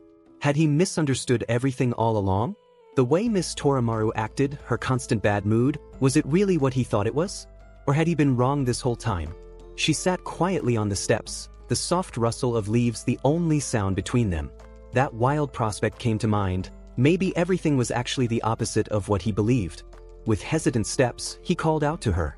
Miss Torimaru? Unsure but drawn forward. Because in that moment, it hit him, maybe, just maybe, she wasn't angry at all. Maybe she cared. Her aura was terrifying. Pulsed off her like waves of heat, dark energy coiling around her like a storm cloud. Her mood today is truly bad, Anoki realized, dread settling in. Still he tried to reach out. Cautiously, he asked if something had happened. Maybe he could help, he offered gently. She turned, eyes shadowed, voice hollow. No, it's fine, she said. Then came the crushing truth, she just hated the world. Me and everyone else in it equally. He froze. That bad? Was all he could think, stunned by the weight of her words and the emptiness in her gaze. She sat there, hunched over, arms wrapped around her knees. Quietly, she admitted she just felt powerless, like she was facing something even she couldn't defeat. That admission stunned him. Something even she can't defeat? His mind raced. A giant monster? Aliens? Something worse? Gasping at his own dramatic thoughts, he blurted them out without thinking. She blinked, staring at him in disbelief. How do you get to that? She asked, her voice dry.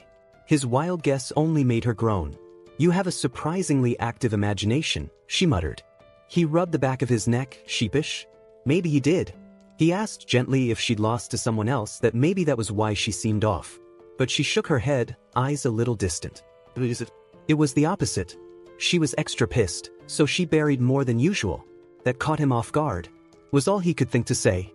Still, something about her was different. She seemed less angry, more distracted. Like something was really bothering her. She snapped that she was just mad today, but the edge in her voice was duller. He nodded, quietly acknowledging it. I see that, he said. Then, in the silence between them, he looked at her again. He clenched his fist, took a breath, then called out to her, Miss Toramu. She stopped, surprised, caught off guard by the sudden shout. Nervous but determined, he admitted he probably couldn't help much. Still, if something was bothering her, she should talk to someone. Even if that someone was just him. She stood quietly for a second, then rose. She's sure it sounds stupid to someone else, not quite meeting his eyes. He looked at her, eyes soft. The weight behind his voice hung in the air between them, quiet but genuine. She stood there, shaking with anger. Eyes wide, face red, she shouted that she didn't grow. Her voice cracked as she yelled again, she's not taller, she's grow. He stared, confused, trying to understand. She glared at him, lightning practically crackling from her body, frustrated and embarrassed all at once. Then came the reason. Health checks. Of course. She muttered it quietly, her energy draining. He blinked and asked, puzzled. She just gave a flat look, unamused, her anger slowly fading into tired annoyance. She looked straight ahead, her voice calm but heavy. This was something she couldn't fix, no matter how hard she tried. All year, she'd put in effort. She trained, ate right, did everything she could, hoping to grow even a little. But not even a millimeter. Nothing. She snapped, yelling about the geta she always wore, the traditional sandals meant to make her seem taller. It was all for this, to look just a bit taller. Still, it didn't help, and that made her furious. Her fists clenched, her face burning. It pissed her off, and she wasn't going to pretend otherwise. She glanced down, saying Anoki was lucky to be tall. She wasn't really that tall herself. Anoki was surprised. Miss Toramaru had those worries too? As he tried to respond, she turned, frustrated, thinking he must see her as a whiny shrimp for caring about it. He quickly denied it. Not at all. No way. But the words struggled to come out. Anoki smiled gently, saying he thought she was great just the way she was. Toramaru froze, taken off guard. She stayed quiet, her lips trembling slightly. Anoki panicked, unsure if he said the wrong thing. But she didn't reject it. Just quietly muttered, thinking. She looked up with a soft smile, saying if that's how he felt, then maybe she wasn't so bad after all. Anoki stood frozen, his heart pounding from her words. She stood quietly, heart warm, realizing. Anoki must really like her. Softly, she admitted she liked him too. Anoki froze, his heart thudding. Was this his heart reacting? Flustered, he backed away, trying to calm down. What just happened? He knew one thing for sure now, so that's how he felt. She suddenly shouted, realizing that's what he had been upset about all along. They stood in silence, both unsure what to say. He quietly apologized and turned to leave. But she jumped forward, grabbing him tightly, yelling, why didn't he reach out to her? Blushing, he panicked, overwhelmed by her sudden hug. She yelled at them to go away, upset that standing next to taller girls made her look even smaller. Matsuri cheerfully said she'd rather be smaller too, trying to lighten the mood. She told boss she was perfect the way she was small, cute and strong. Anoki quietly said her name, a little surprised. Matsuri kept going, saying height doesn't decide worth, and she'd love boss no matter what size. Boss turned away, holding back tears as they gently patted her back. Toramaru, furious, slammed her fist into Matsuri, shouting for her to shrink and perish. Anoki trembled as he watched, deciding from that moment on, no matter how kind she was to him, he'd never bring up her height. Anoki opened the door, surprised to see Miss Toramaru standing there. She greeted him casually, completely soaked from the rain. Anoki panicked, she came anyway? And without an umbrella. She just said she didn't use umbrellas, brushing it off like it was nothing. Anoki could only respond with a quiet, stunned, good morning. Torimaru calmly said she just wasn't an umbrella person. Anoki was shocked that's not a real reason. He offered her his umbrella, but she refused, saying she was fine. Grabbing his arm, she told him to hurry, that rain wouldn't kill her. Another girl stepped in, concerned, asking Torimaru to wait. She smiled, saying that's exactly why Torimaru was dripping wet. The girl with the hairdryer said it was no big deal and actually a bonus for her. She joked about matching hairstyles, but Torimaru flatly said no. Torimaru sat still, her hair being dried, looking tired. She explained umbrellas were useless, no free hands, short range. Another girl nearby asked why she hated umbrellas so much. Just then, Anoki slid the door open, bringing a warm drink for Torimaru. Torimaru said umbrellas break too easily and only work if you hit first. The girl next to her called it berserker girl talk, reminding her it only works one-on-one. Anoki told her he wasn't worried about the umbrella as a weapon, she might catch a cold. Torimaru looked confused. What else would she worry about? Anoki mumbled, imagining it'd be hard to see her weak. Torimaru blushed, thinking Anoki was such a great guy. Torimaru crossed her arms, saying she hardly ever caught colds. Matsuri lit up, proudly adding she'd never caught one either. Yutaka explained colds skip over idiots. Torimaru paused, surprised even Yutaka. Yutaka confirmed it with a smug look. Yutaka offered her umbrella, worried about Anoki lowering his body temperature. Anoki smiled, saying he was used to getting his stolen, so jogging home was fine. Matsuri looked shocked he was used to depressing stuff like that. Torimaru stepped up with a suggestion. She offered to walk Anoki home. But Yutaka reminded her then he would get wet. With a calm smile, she proposed a fix. Anoki could hold the umbrella while Torimaru walked under it.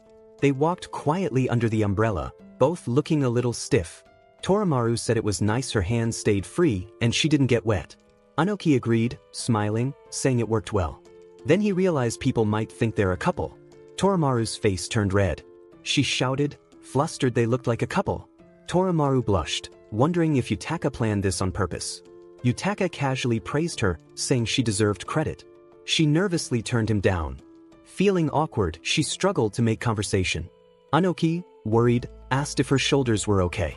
She jumped, surprised by the question. He smiled gently, telling her to let him know if she was getting wet. Torimaru looked flustered again, heart racing. Torimaru quietly brought up the day in April when Anoki picked up a stray cat. Anoki was shocked. How did she know that? She said she saw him do it. Anoki stared at her, stunned. She continued, saying she saw it and the next day, she went to see him. Anoki looked nervous, saying he always wondered why she chose him. Torimaru asked if he was saying the stray cat was the reason. He looked surprised. Was that really it? She answered yes, and even more than that. She looked down, thinking to herself, it was just as she thought. No, even more. Torimaru smiled softly, her eyes full of warmth, and said she was glad she picked him. Anoki stood frozen, wide-eyed, stunned by her words. Anoki's heart pounded as he tried to brush it off, thinking maybe she just meant he was easy to deal with. But the words echoed in his head. It almost sounded like a reason to fall for him. Lost in thought, he blushed deeply, surprised by the possibility. Torimaru called his name, noticing how spaced out he'd become. Torimaru stopped, pointing out they'd reached his house. Anoki panicked, he hadn't even noticed. He muttered that it felt more like she walked him home. Trying to hide his flustered state, he insisted it was nothing. As she turned to leave, she told him to keep the umbrella.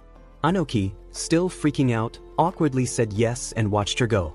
Torimaru calmly said she'd run the rest of the way without the umbrella. Anoki froze. What was even the point then? She explained there was no use for it if she wasn't walking with him. He stared at her, stunned and speechless. Raindrops began to fall from the umbrella she handed back. Still processing, he quietly called her name. She turned, her face serious, as if something had shifted. Anoki nervously asked if she wanted to come inside. Torimaru stood frozen, eyes wide, completely stunned. Her face turned red as she yelled in shock, overwhelmed by the sudden invitation. Torimaru felt irritation rising, overwhelmed by the sudden situation. She thought crises always hit out of nowhere, like this one. Anoki, holding a tray, politely asked if she'd like some tea. Hearing her name, she froze. This was definitely a crisis. Anoki asked if something was wrong, noticing her tense. Anoki asked if something was wrong, noticing her tense. Torimaru flinched, panicking. What kind of trap was this? She clenched her chopsticks, body trembling, completely on guard. Anoki could only watch, thinking she was way too suspicious of him. Anoki nervously said he wasn't plotting anything. Torimaru wheezed, overwhelmed, her mind racing with panic. She told herself Anoki wasn't that type, but what if he was? Anoki noticed her reaction, realizing she didn't trust him at all. Torimaru freaked out, thinking it was too soon, she wasn't ready for this. Anoki smiled, telling her to wait out the rain. Torimaru blushed, thinking her Anoki was such a proper gentleman. She relaxed, telling herself he had no weird motives, they could just talk normally. But once they sat down, silence. Neither of them knew what to say. Both sat frozen, panicking inside. What should they say? Torimaru searched her thoughts, trying to remember what they usually talked about. Anoki lowered his head, starting to worry, maybe he came off too friendly. The silence only grew more awkward between them. Anoki glanced at her, nervously asking what she was thinking about.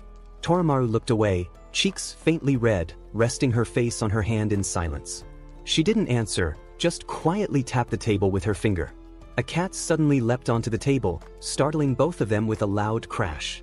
Torimaru quickly reacted, while Anoki panicked, thinking they were under attack. She scolded the cat, saying it wasn't an ambush and called it a bad boy. Then, recognizing the cat, she paused, surprised. Oh, it was him. Anoki realized it was the rescue cat. Torimaru nodded, saying yes, and apologized for him being naughty. Without warning, the cat smacked her hand. She didn't even flinch. Anoki panicked, rushing over, asking if she was okay. She calmly said it was fine, while he fretted beside her, slightly shocked. Anoki panicked, asking again if she was really okay. Torimaru snapped, yelling she already said she was fine. Still holding her, Anoki said he'd scold the cat later. Torimaru blushed, flustered, telling him he was too close. The cat glared sharply. Anoki suddenly felt weak. He wobbled and fell, surprised, as if something had hit him. Anoki fell forward, catching himself right in front of Torimaru. They froze, faces close, eyes wide with shock. For a moment, they just stared, silent, stunned. Then Anoki lost balance again, screaming as he toppled. Torimaru panicked, overwhelmed. The cat casually walked by, completely unfazed. Anoki jolted up, panicked, shouting apologies for falling on her. He dramatically offered to commit harakiri out of shame. Torimaru grabbed his hand, stopping him, surprising him. Blushing, Anoki asked if she was okay, calling her name softly.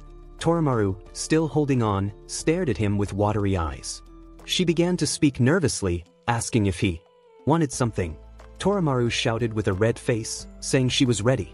Anoki froze, completely confused, asking what she meant. His heart pounded as he looked at her, stunned and speechless. Just as things got intense, the doorbell suddenly rang, making Anoki flinch in panic. He laughed nervously, quickly backing off, saying he should answer it. Torimaru forced a smile, waving him off and telling him to go ahead. Left alone, she stared at the door, unsure if that interruption was lucky or not. On his way back, Anoki felt lightheaded, his body wobbling from the stress. He wondered, was it possible? Meanwhile, Torimaru held her head, blushing hard, yelling in her mind that she almost died. Anoki, also flustered, touched his lips, still stunned by what just happened. As they walked, Anoki looked at her and wondered, has she always had feelings for him? He thought back. It actually made sense. But if that was true, then he'd been treating her poorly without realizing it. His heart tensed with guilt, and he clenched his fist, feeling the weight of it all. Anoki thought he should ask her directly to clear things up. But doubt hit him, could she really like someone like him? He pictured someone taller, stronger, someone better. The thought made him dizzy, confused. As the doorbell rang, he snapped out of it, opening the door while still lost in his thoughts. A serious-looking guy stood at the door, saying he was there to pick up his big sister. Anoki froze, confused. What? Big sister? The guy repeated he was here to pick up Kanade. Anoki froze. What? He's huge. Still unsure, Anoki asked, who is Kanade? The guy just muttered, without explaining. The guy asked if she wasn't there. Anoki panicked. Kanade who? Hearing, Kanade-donu, he quickly corrected himself. Trying to stay calm, he invited him inside. The guy thanked him as he stepped inside, saying Kanade was Miss Torimaru's name. Anoki thought, if he used her given name and came to pick her up, then he might be her boyfriend, brother, or gang mate. No matter what, Anoki felt doomed. Panicked, he wondered if throwing himself at the guy's feet would help. But then the guy suddenly called out, Kanade? Miss Torimaru sat frozen, trembling and making strange noises. Anoki and the guy stared. Was she dead? Anoki nervously told her someone had come for her. She weakly asked if it was her time. Anoki panicked. Tasuku asked what Kanade was doing there. Miss Torimaru screamed, shocked to see him. He explained she went out without an umbrella again and wasn't at school, so he came looking.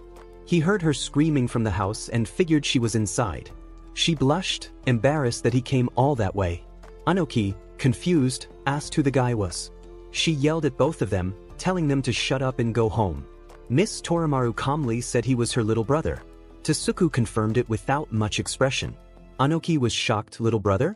Even more surprised to hear Tasuku was only in junior high. Tasuku quietly added he was in his 3rd year.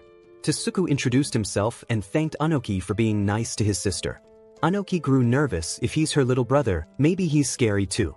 Tasuku stared at him without blinking. Anoki froze, feeling like Tasuku's eyes were burning a hole through him. Tasuku asked Anoki for his name. Anoki answered nervously.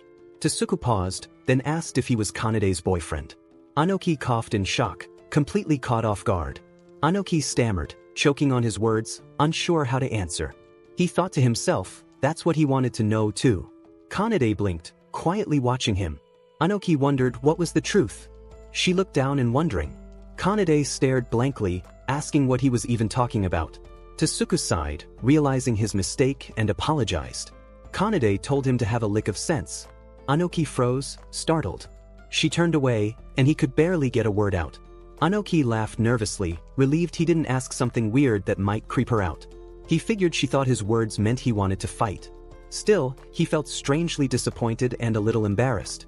Kanade sighed, then snapped, saying it was obvious, they were a couple. She couldn't believe he'd even question it. Kanade blushed hard, remembering what just happened, and it made her want to disappear. Anoki felt the same, his heart pounding from the awkward memory. Their friend guessed she was mad, saying Anoki asked something dumb. Tasuku tried to ask, but Anoki grabbed him and dragged him away. Kanade warned, don't ask. Just don't. Anoki stammered, unsure what to say. Torimaru called his name, looking serious. Then she softened, telling him she'd see him tomorrow. Anoki stood there, wide-eyed and speechless. Anoki quietly repeated her words, smiling to himself. The rain had stopped, just like Anoki said it would. Kanade seemed thoughtful, eyes fixed ahead. Then she turned and called his name. He held out a book, saying he'd lend her one he loved. She was confused. Why? He calmly said it might help her now, but she refused, saying she wouldn't read it. He blushed a little, unsure. Then yelled at her to flirt more. Kiss, make out anything. She snapped back, horrified. Who wants to see family act like that? He shouted that he didn't care if it was family, he just wanted to enjoy every love story in the world.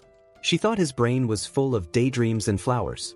He claimed he took after her, but she snapped back. Another girl asked who he really took after, since his face didn't match his dreamy vibes. As he walked off, he cheered her on, good luck with your first boyfriend. She yelled at him to stay out of it, but he was already gone. Anoki gasped for breath, clearly exhausted after the game. Someone called out, surprised by how well he was doing. He sat down, catching his breath, while she stepped up close. She admitted he was pretty good, but grinned, warning him to brace himself.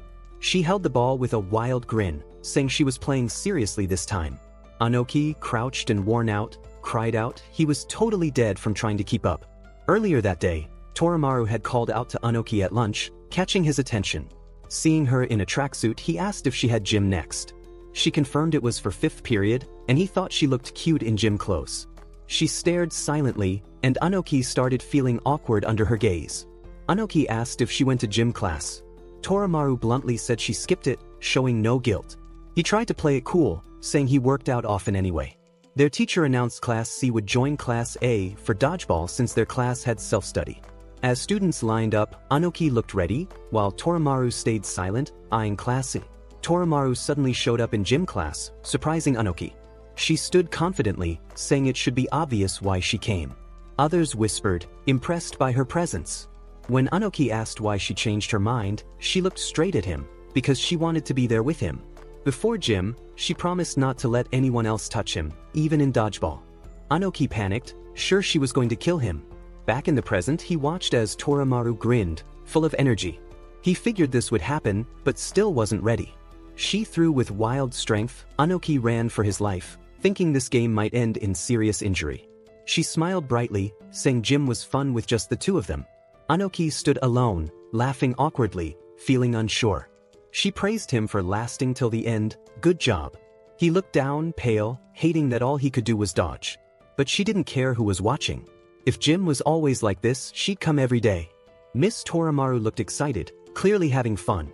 Anoki was surprised. Classmates who never talked to him were cheering him on. She cornered him, grinning, nowhere to run. Then she casually tossed him the ball, asking if he wanted to try throwing. Anoki panicked. She told him to relax. He looked down, unsure, saying he couldn't do it, he sucked. But she pointed out he hadn't thrown even once and was always just dodging. Miss Torimaru smiled confidently, saying she could take whatever Anoki threw at her. Anoki froze, stunned by her words. He stared, silent, trying to process it. Then quietly muttered her name, unsure what to do. She stood firm, smirking, and told him to give it his best shot. Anoki looked down, saying he couldn't do it. She asked what was wrong, telling him not to worry about being too nice. He quickly said that wasn't the reason. Torimaru told him not to worry about Matsuri either. Matsuri spoke up too, saying it didn't really bother her. Well, maybe a little. Anoki hesitated, then said it was hard to explain. He held the ball, starting to reveal the real reason. Anoki stood still, clutching the ball, eyes full of guilt. He said he just couldn't do it not to Miss Torimaru. The gym fell quiet, tension hanging in the air. Torimaru stepped closer, looming over him. Anoki glanced up nervously and suggested she just hit him and get it over with. He figured he'd lose like always anyway. She said his name. He froze, answering with a shaky. She looked at him, blushing and smiling softly. His words hit her straight in the heart. He said she won. Matsuri screamed in disbelief, unable to accept it. Why? She clutched her head, calling herself weak. He was just too kind, too powerful. Anoki looked lost, not understanding. He said he lost, of course. What was she even talking about? Meanwhile, others around them watched the scene unfold. A few girls whispered that it actually made sense. One of them said they'd be too scared to face her anyway. A win by default didn't sound so strange after all. Some students nearby joked that Anoki and Torimaru looked like a cute couple. Anoki flinched, face tense, while the others laughed. Torimaru suddenly stepped forward and yelled, praising Anoki loudly.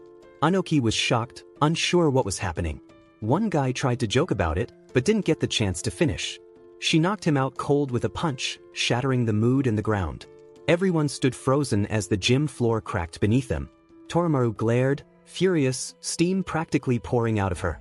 She shouted they weren't here for anyone's entertainment. The guy who joked earlier bowed, trembling, and apologized fast. She turned red, muttering that of course she and Anoki made a good couple. Anoki flinched, surprised by her boldness, then more so when she asked him to take one for the team. He hesitated, confused, as she asked him to take a punch. A girl suddenly slid the door open and called out to Torimaru. She asked for a moment to talk something serious. Torimaru looked surprised, but listened. Anoki and Torimaru turned to her as she asked about Matsuri's whereabouts. Anoki hesitated, unsure how to explain. Torimaru's eyes widened. Matsuri was missing? Yutaka said it wasn't anything dramatic, she just couldn't reach Matsuri since morning.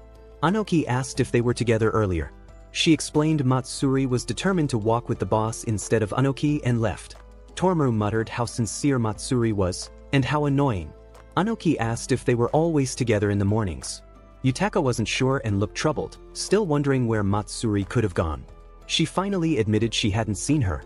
Yutaka explained they lived next door, so they were always around each other. Even though they were a year apart, they spent time together since junior high.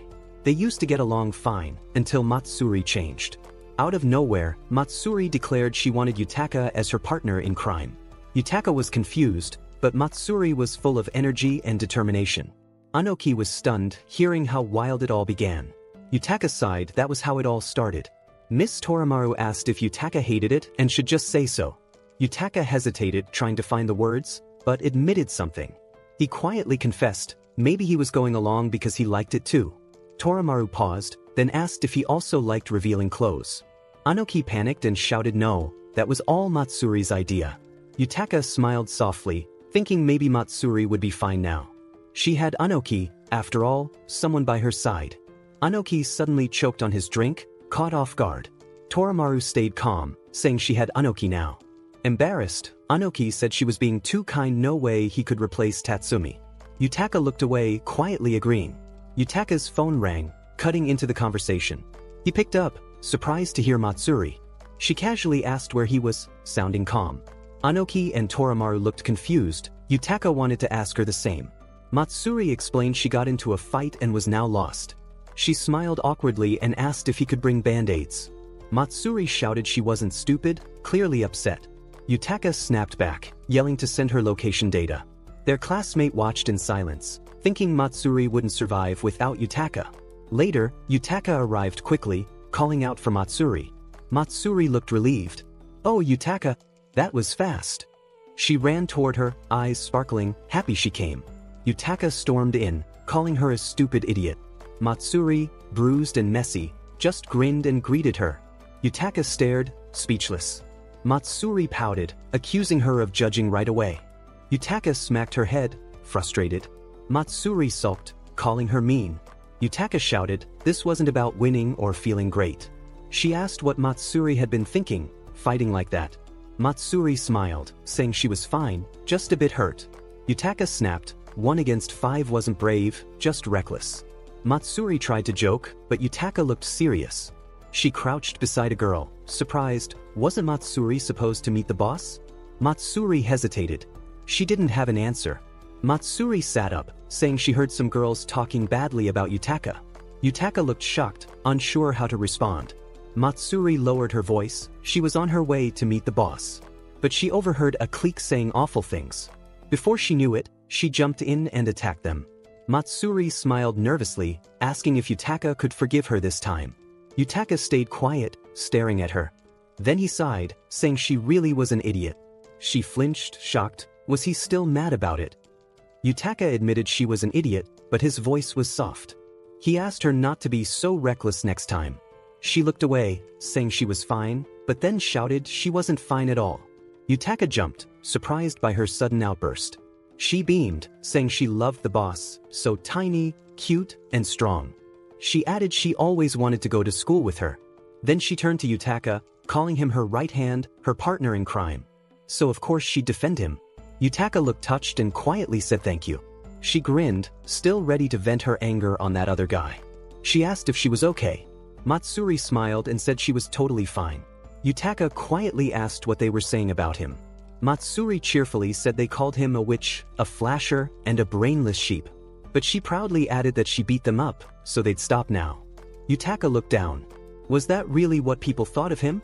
Matsuri told him not to let it get to him. He replied it didn't. Then, out of nowhere, she leaned in, telling him to take off his glasses and unbutton his shirt. The girl beside them freaked out. What was Matsuri trying to do? Matsuri cheered, saying Yutaka looked great and so cool. Yutaka smiled quietly, remembering she liked when he dressed that way. He said it confidently, what others thought didn't matter at all. Matsuri looked surprised. Did she really say that? Yutaka quietly admitted maybe she did. Flustered, he turned away and muttered her name. Matsuri lit up. He confirmed it, so she was right. Yutaka grabbed her, serious now. She had to take responsibility for her words. Panicking, she begged for forgiveness, saying she'd die if they fought now. She stood quietly, deep in thought. She felt it was time to make some progress with Anoki. They were already close, but maybe there could be something more. She imagined it. What if they held hands? Her face stayed serious, but her mind wandered toward that small, bold step. Tsuku looked at her, unimpressed, asking if her face meant something. Kanade snapped back, telling him not to make up thoughts for her. Tsuku stood still, unsure. Did he say something wrong? Kanade turned away, silently confident she was right. He asked again, confused. What did she take him for, anyway? Kanade shouted, saying they went to school together almost every morning. Tsuku raised an eyebrow, asking if that meant they'd held hands. She froze, then stammered, trying to answer. Images flashed through her mind. None of them involved hand-holding. She finally admitted they hadn't. Tsuku smiled gently, telling her there was still time. Kanade screamed in frustration, telling him not to pity her. Tsuku mentioned a scene from a book where holding hands was used as an excuse in a crowd. He said it happens a lot, like at summer festivals. Kanade listened, then imagined a girl asking sweetly if they could hold hands. Tsuku called that the ideal. Kanade asked if he was saying she should try that too. He laughed and said no, he didn't expect that much from her. She snapped, ready to knock him down. Tasuku said even holding hands would be hard, especially for someone like Anoki. Kanade snapped back, saying he didn't need to harp on it. He replied calmly, saying he was just being realistic. Frustrated, Kanade yelled that she was Anoki's girlfriend. She insisted she was relaxed enough to do that with him. Tasuku challenged her, if she couldn't do it by the end of the day, she owed him ice cream. Kanade accepted, shouting that she'd prove him wrong. Torimaru stood in front of Anoki, eyes intense and full of determination. Anoki greeted her nervously, noticing something was different today. She stayed quiet, focused, while he stumbled on his words.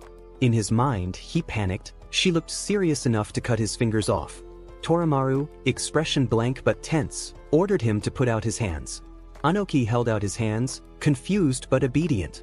Torimaru stared at them, frozen with nerves. Her heart pounded, she wanted to, but couldn't bring herself to move.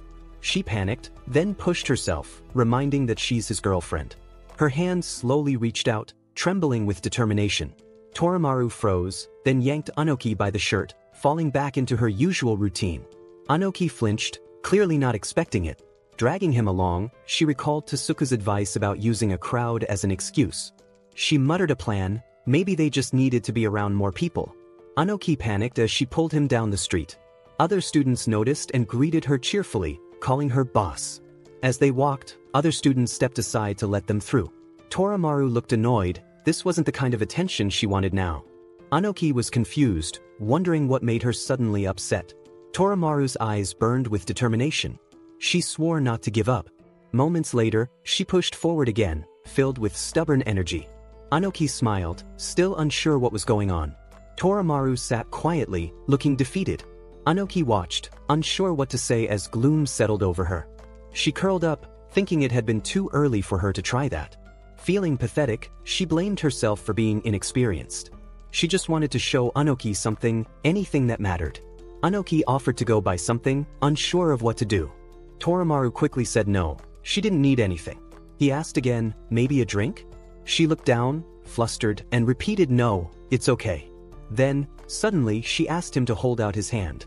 Her face turned red, eyes uncertain. One more time? She asked, almost pleading.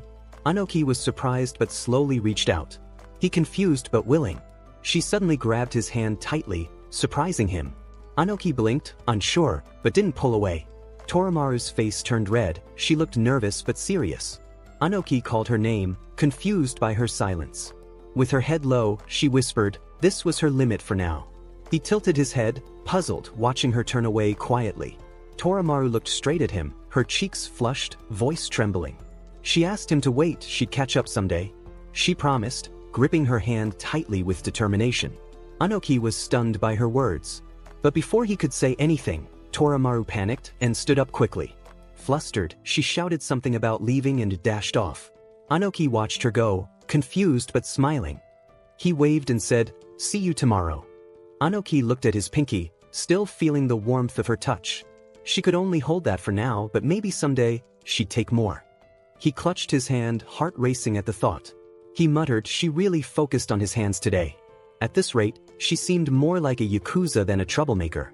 Anoki sighed, remembering how strong she looked. It felt rude to think it, but he couldn't help it. Anoki covered his mouth, cheeks red, still flustered. He thought about her finger, it felt surprisingly delicate. Then, out of nowhere, a super cute, sparkly ice cream appeared.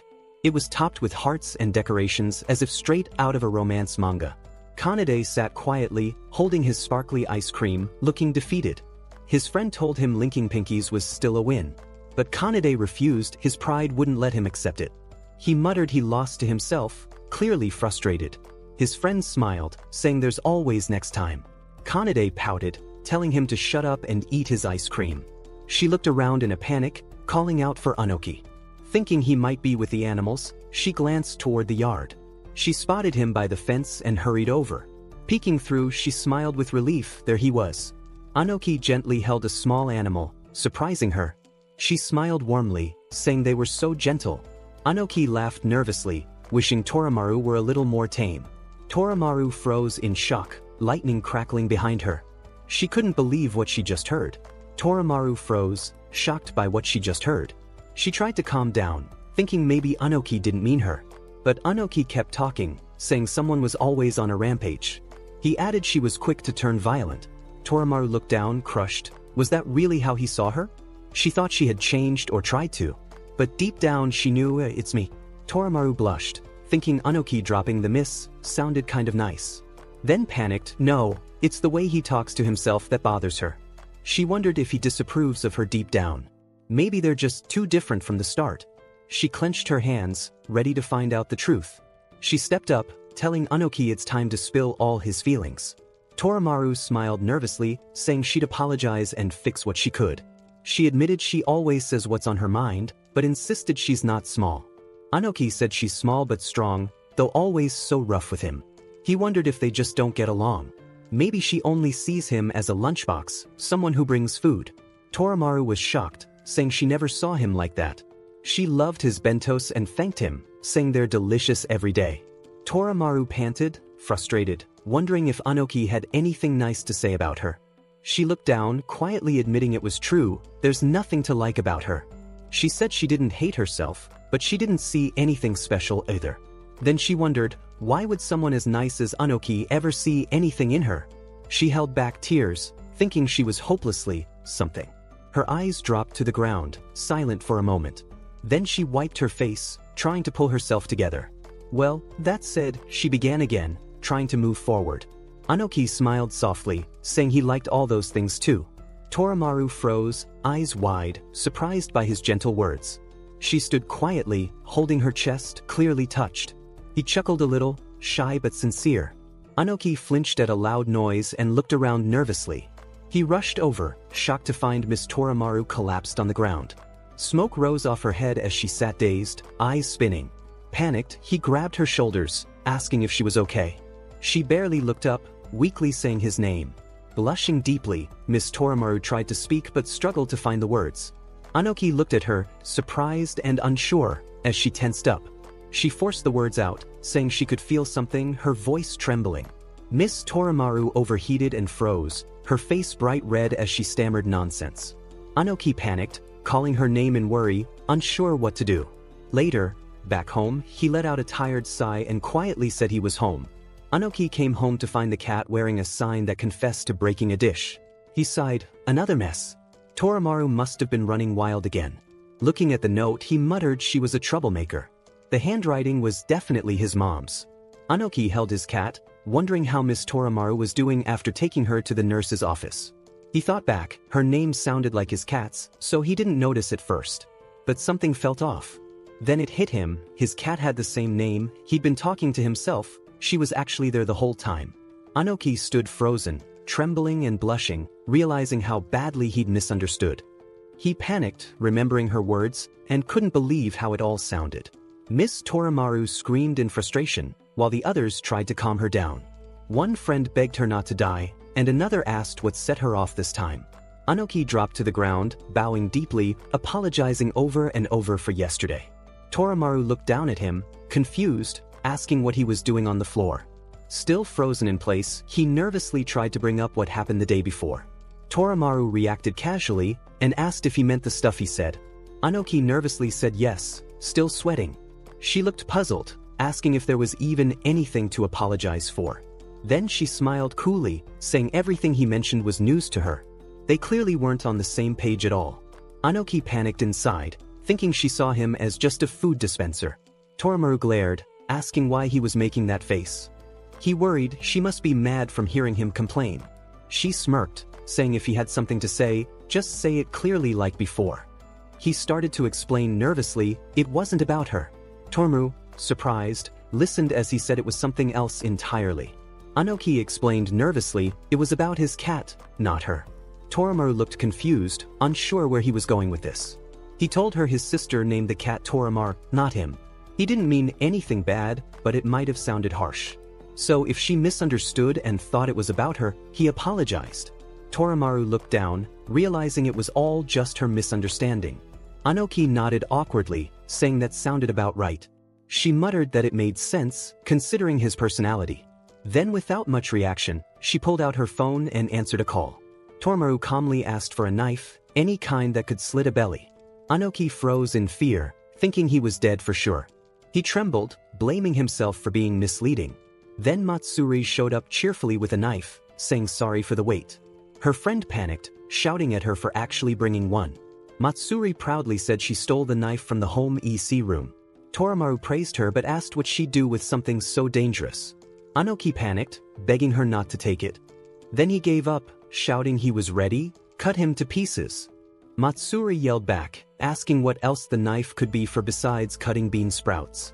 Her friend snapped at her to shut up, while Toramaru just stared, confused. Toramaru calmly said the knife was for harakiri. Everyone panicked, yelling for her to stop. They grabbed her in a rush, trying to hold her back. Matsuri, flustered and shocked, stuttered, this was just too much. Toramaru covered her face, overwhelmed. This was too humiliating, she'd rather die. Matsuri screamed, demanding to know what just happened. Standing calmly, Yutaka reminded her why she was there. Yutaka explained, Toramaru misunderstood, thinking Anoki's words were about her. Toramaru told Yutaka not to act like a wild yakuza over it. Yutaka looked annoyed, she hadn't expected to get hit like that. Matsuri asked curiously what Anoki even said. Yutaka reached out and grabbed her. Calm but firm, she told Matsuri to put the knife down. Anoki panicked, trying to explain it wasn't like he hated her or anything. Toramaru sulked quietly, not looking at him. He blurted out that what he said before still stood, just without the complaints. He didn't want her to think he was upset with her at all. Toramaru stood still, trying to process what Anoki meant by removing the bad parts. Then it clicked, he meant he liked her 100%. Anoki, nervous, tried to explain himself again. Toramaru just quietly reacted, her heart racing as she whispered, "Wow." Toramaru looked at him with soft eyes, her voice gentle. She said he must really like her, smiling as tears welled up. Anoki stared in awe, completely speechless. Toramaru laughed brightly, saying she liked him too.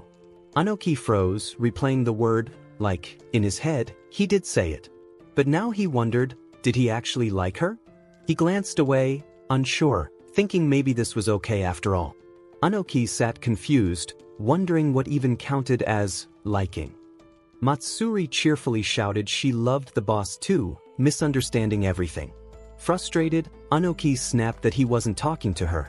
Suddenly, someone grabbed his collar, catching him off guard.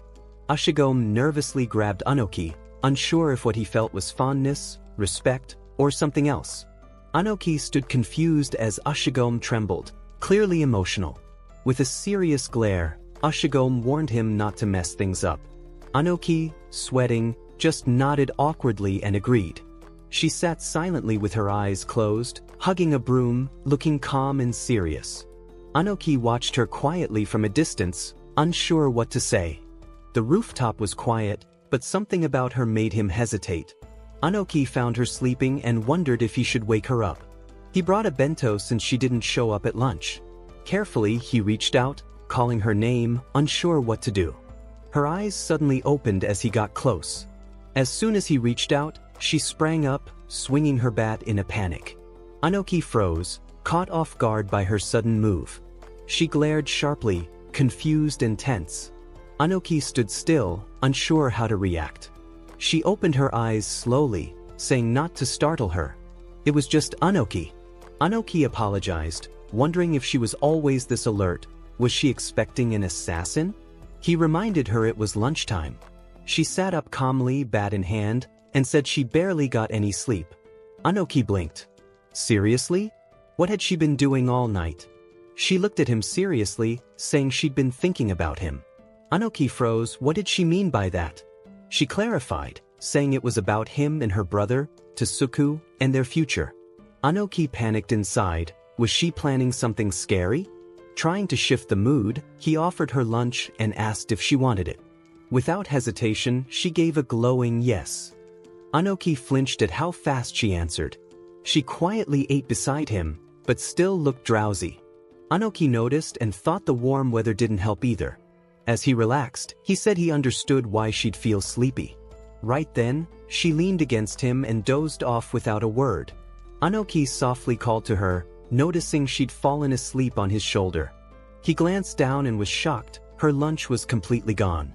She'd finished all of it without him realizing. As the wind blew gently, he sat there, holding her quietly. Anoki looked up at the sky, thinking it was really nice out. He wondered how long it had been since he felt this peaceful. Even though the bell was about to ring, Miss Toramaru was still asleep. He smiled gently, thinking maybe a quiet day like this was fine once in a while. Anoki felt a little guilty that she was leaning on him, especially since he wasn't her boyfriend or anything. He worried, was it really okay for him to be here like this? Would she get mad if she woke up? As Toramaru shifted, he nervously watched her. Her eyes slowly opened, and she softly said she felt. Toramaru leaned on Anoki, smiling gently as she admitted she felt kind of happy in some way. Anoki looked at her, wide-eyed and surprised by her quiet honesty. Anoki stood still, quietly thinking about what Toramaru said. If she meant he was just handy to have around, he'd heard that before. But calling him happy, in some way, that felt different. Anoki smiled quietly to himself. It was the first time anyone had said that to him. Toramaru kept sleeping peacefully on his shoulder. Elsewhere, one girl stood silently, while another trembled, her stomach growling. Matsuri asked what Anoki was doing. Anoki greeted them calmly. Miss Toramaru said she felt happy like that. He explained he was trying to stay still, acting like a comfy pillow so she could sleep. Matsuri thought it looked suspicious and started taking pictures. Another girl warned she'd get punched once Toramaru woke up. Matsuri glared, teasing Anoki for looking too happy while being a pillow. Anoki froze, unsure how to react. She tried to sit beside Toramaru too, but got knocked back. Another girl told Matsuri to leave them alone. Someone suggested Yuka should come over as well.